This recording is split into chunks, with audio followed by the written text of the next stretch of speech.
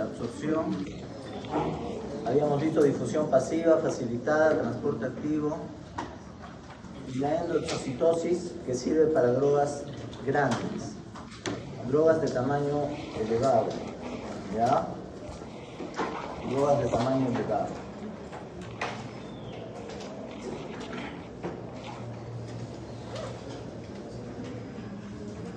Bien.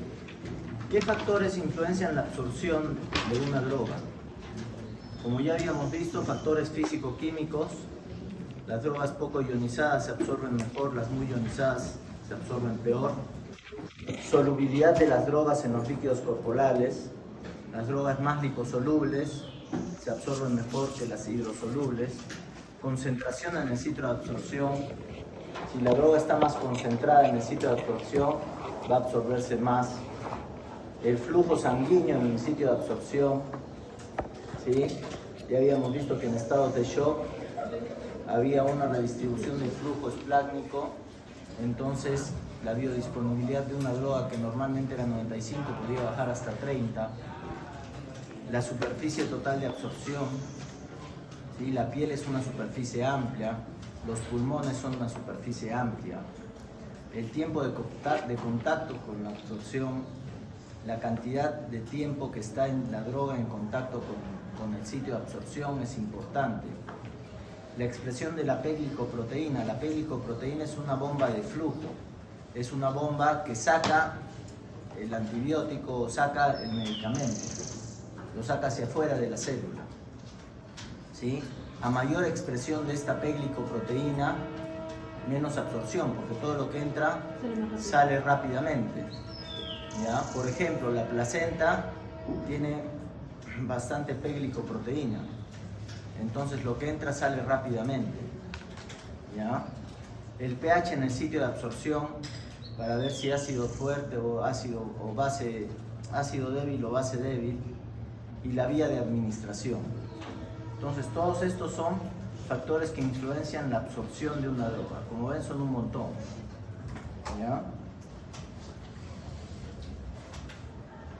Ya hemos visto cuál es el concepto de biodisponibilidad, que es la cantidad de droga que termina llegando al torrente sanguíneo o circulación general. ¿Sí? ¿Cómo se determina la biodisponibilidad? Es la concentración de una droga oral versus la inyectada por 100. ¿Sí? Eso ya lo hemos visto en teoría, lo hemos visto en prácticas.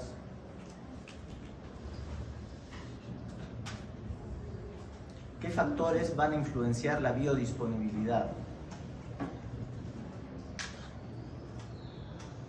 Son 4 principales. Primero, el metabolismo del primer paso, ¿sí?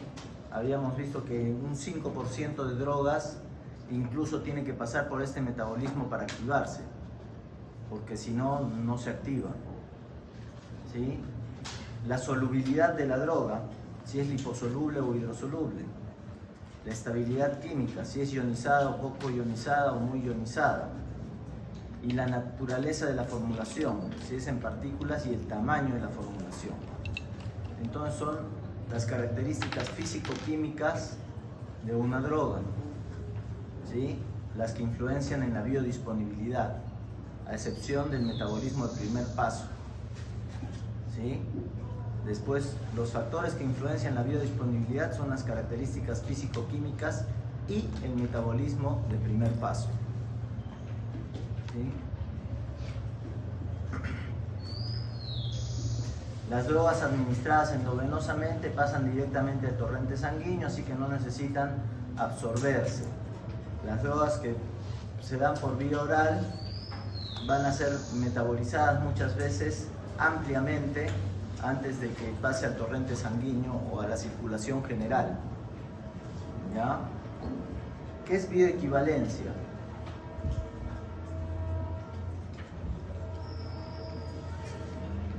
Lo mismo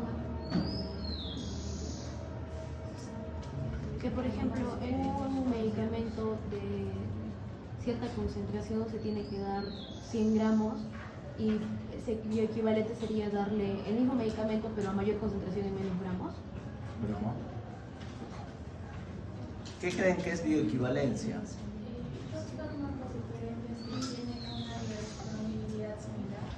Son dos fármacos no diferentes, sino dos fármacos iguales, ¿sí? Producidos por diferentes farmacéuticas, que son equivalentes. Es decir, si yo le doy 100 miligramos de Ciprox, que es ciprofloxacino, y la biodisponibilidad va a ser del 95%, dándole 100 miligramos de ciprolin, que también es ciprofloxacino, la biodisponibilidad también va a ser del 95%.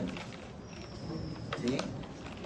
Dos fármacos, un fármaco de una misma droga de diferentes farmacéuticas pueden ser bioequivalentes, que son iguales, ¿ya? Y es lo que se trata.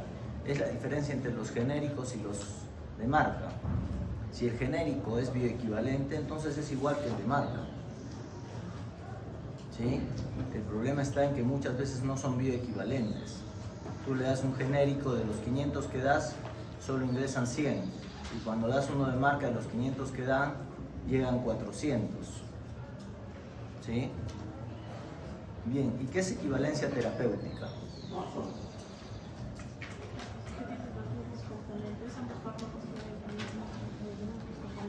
Pueden tener diferentes componentes, pero dan el mismo resultado.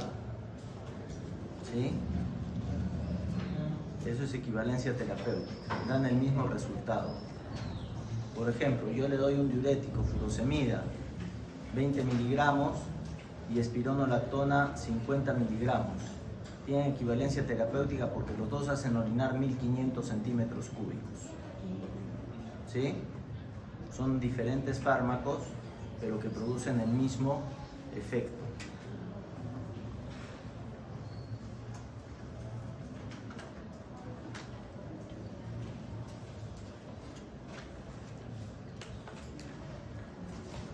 ¿Qué es la distribución?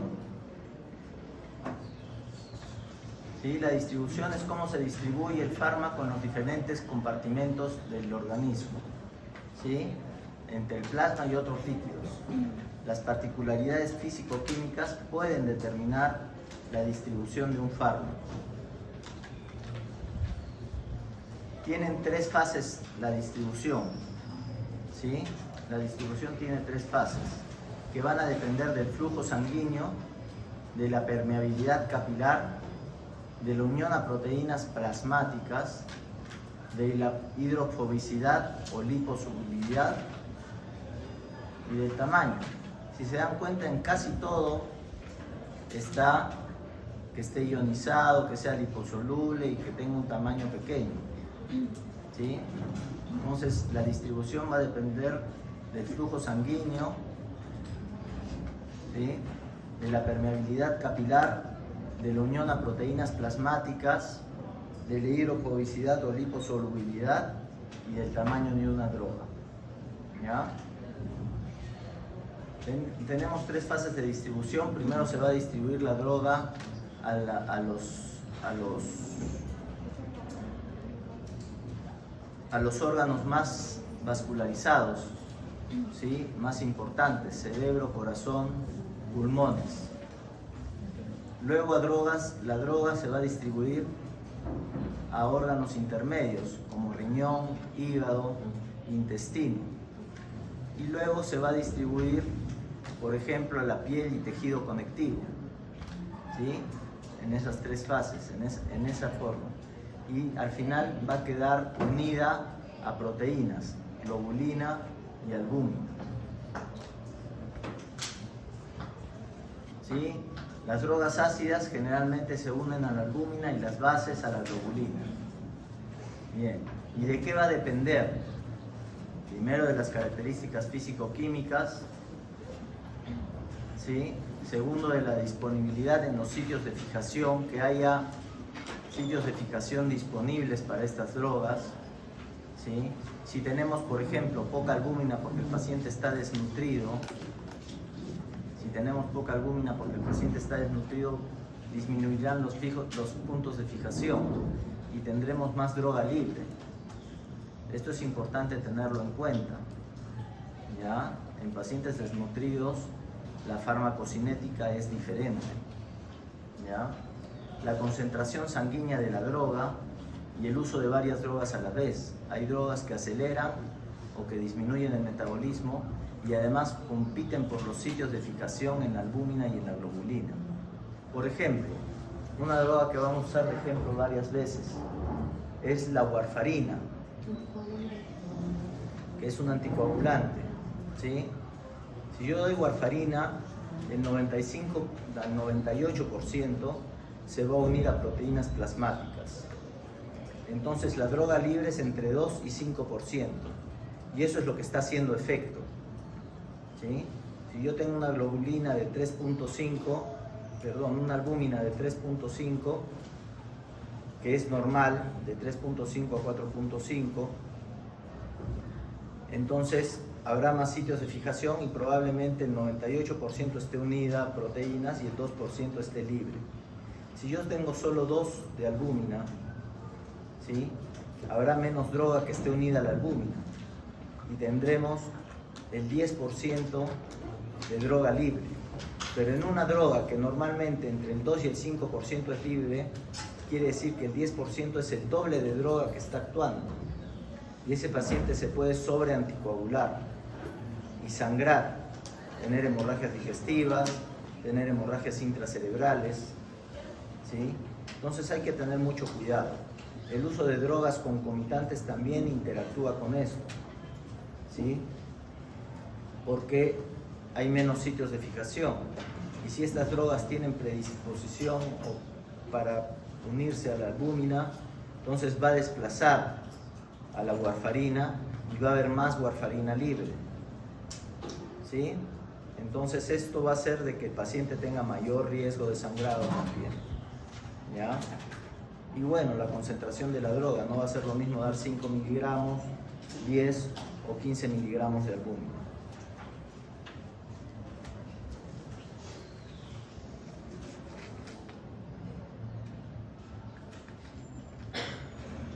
En el depósito de drogas, en la tercera fase, nosotros vamos a ir con la droga a la piel y a la grasa corporal, ¿sí?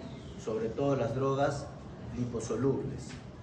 Mientras más grasa corporal tenga el paciente, va a ser un sitio de depósito mayor, mucho mayor, ¿sí? Entonces tenemos como depósitos las proteínas, tenemos como depósito la grasa corporal. Por ejemplo, el midazolam es un sedante, ¿sí? Es un sedante que es muy liposoluble y se va a la grasa corporal. Si el paciente es flaquito y estamos con infusión de midazolam, tú le suspendes el midazolam y al toque empieza a despertar, porque no tiene midazolam en grasa corporal, no hay grasa corporal. Si el paciente es gordito y les dando infusión de midazolam, le suspendes el midazolam y el paciente tarda en despertar, porque hay midazolam que se ha depositado en la grasa, va liberándose poquito a poco, y sigue produciendo la acción del midazolam. Entonces, si este paciente flaquito con midazolam despertaba más o menos a los 15 minutos, este gordito de repente despierta a las 15 horas, ¿sí? Entonces es importante saber que también tenemos depósitos de drogas, como la grasa corporal, como las albúminas, como las células. Los leucocitos también son depósitos de drogas. Y esto se ve mucho cuando nosotros damos drogas como la citromicina, que es un macrólido. Nosotros, por ejemplo, para tratar una faringitis, tenemos que dar de 7 a 10 días de amoxicilina, ¿sí? Esa es la dosis adecuada, de 7 a 10 días, ¿sí?, de amoxicilina. Pero cuando damos acitromicina damos 3 días. ¿Por qué? La citromicina se deposita en los leucocitos y se va liberando de allí. Entonces tú das 3 dosis y ya el depósito en leucocitos es tan alto que se va a ir liberando hasta el 7º o 10º día. Entonces solo necesitas dar 3 dosis, ¿sí? También pasa con la quinacrina, ¿ya? Bien. Y en la distribución vamos a ver el pasaje de las drogas a través también de las membranas. El pasaje de las drogas a través del sistema nervioso central, por ejemplo. Nosotros tenemos una barrera hematoencefálica, ¿sí? Una barrera hematoencefálica. Tenemos una barrera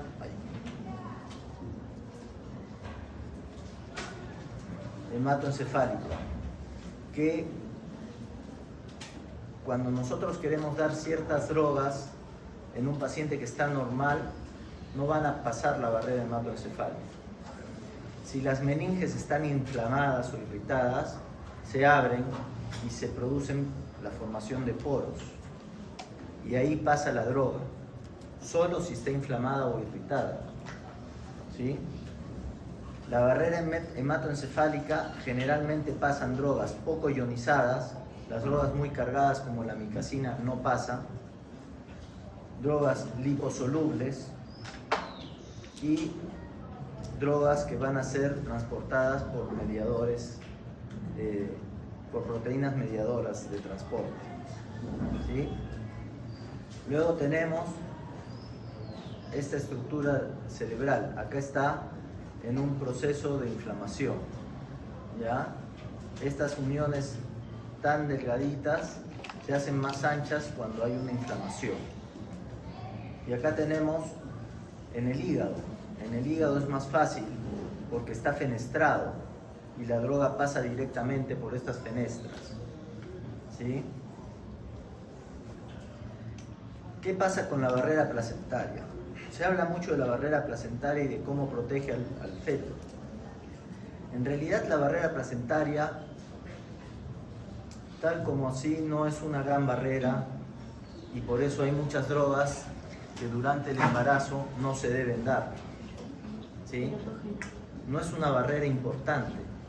Lo que tiene más expresión de la peglicoproteína, que produce bombas de flujo y saca la droga de esta barrera, de esta placenta. ¿Sí? Sirve como barrera solo para macromoléculas. Las moléculas muy grandes no pasan. ¿Sí? Sirve como barrera solo para las macromoléculas. Después todo lo demás pasa. ¿Sí? Todo lo demás pasa. Se ve menos concentración luego en el feto porque existen estas bombas de flujo de peglicoproteína. ¿Ya?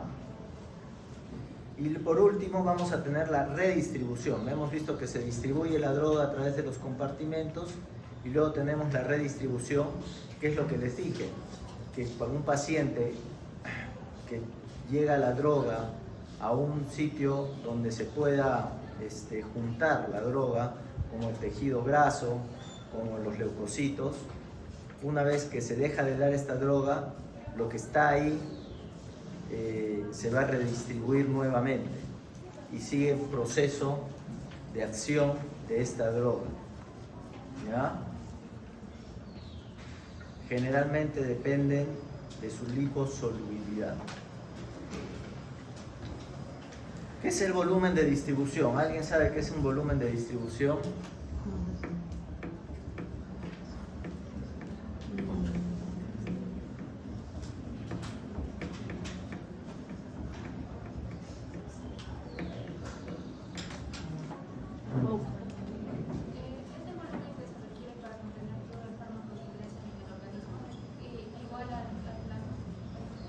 Bien. Es el volumen que se requiere para contener toda la droga en el organismo a la misma concentración que en el plasma. Se distribuye por todo el organismo y queda a la misma concentración que en el plasma. ¿Sí? La distribución es en compartimentos líquidos. El plasma tiene proteínas grandes en el fluido extracelular y depende del agua total. Este cuadrito es el que ya saben ustedes, que lo han hecho en fisiología, la cantidad de sangre, la cantidad de volumen intersticial, volumen extracelular, intracelular, la cantidad de volumen total que tiene un organismo. En porcentaje más o menos es el 60%, ¿cierto?